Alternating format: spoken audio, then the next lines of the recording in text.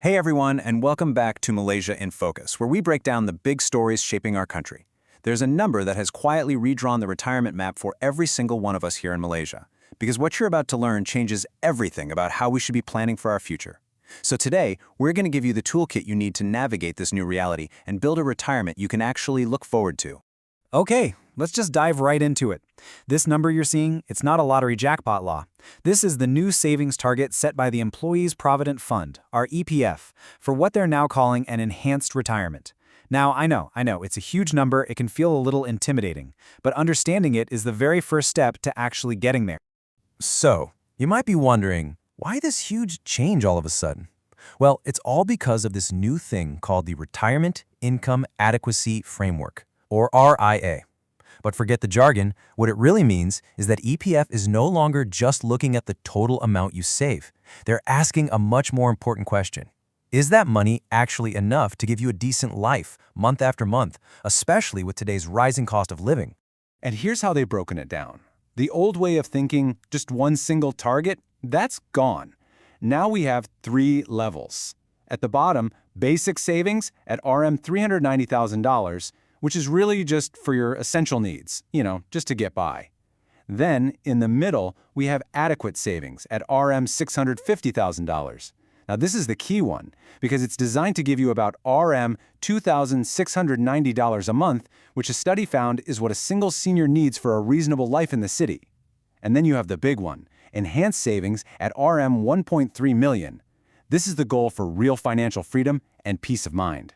Okay, now this is the number that should really make us all sit up and pay attention. Only 36%. That's the portion of active EPF members who managed to meet the old basic savings target of just $240,000. Let that sink in. Not the new, higher targets, the old one. The message here is crystal clear. For most of us, just relying on our mandatory EPF contributions, it's just not going to be enough anymore. The game has changed and our strategy has to change with it. Now, hold on. I don't want you to think EPF isn't important. It is absolutely crucial. Think of it like the concrete foundation of your retirement house. You have to have it. It's mandatory, it grows with a government-guaranteed dividend, and it's the solid, reliable base that you're going to build everything else on top of. But let's be real, you can't live on just a foundation, can you? You need to build the rest of the house. And that's where other tools, like the Private Retirement Scheme or PRS, come in. This shows the difference perfectly. EPF is your foundation, your safety net. It's what you have to do. PRS is the upgrade. It's what you choose to do to get ahead, giving you control and the potential for higher returns to really speed things up.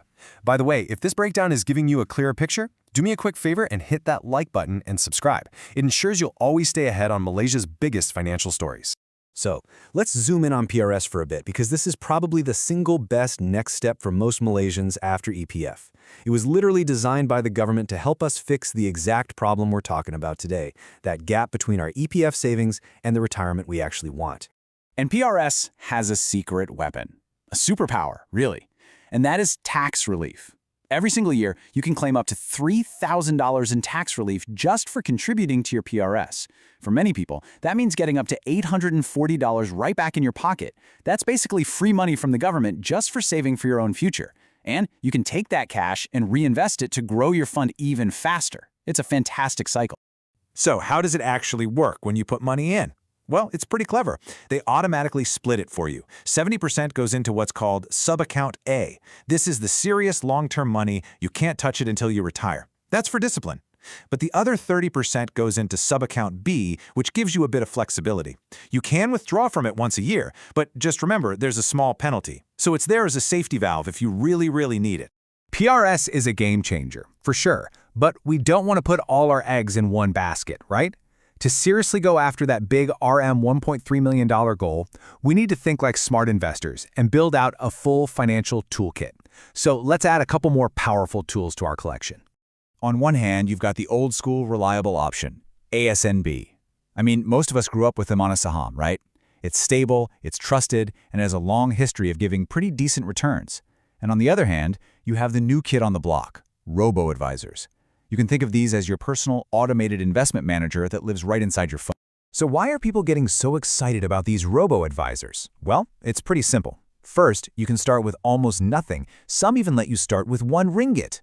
The fees are super low compared to the old ways. And maybe the best part, it's all automatic. You set it up once and it invests your money for you, spreading it all over the world to keep it safe. It's a perfect set-it-and-forget-it approach. And don't worry, they are all properly regulated by our Securities Commission, so it's safe.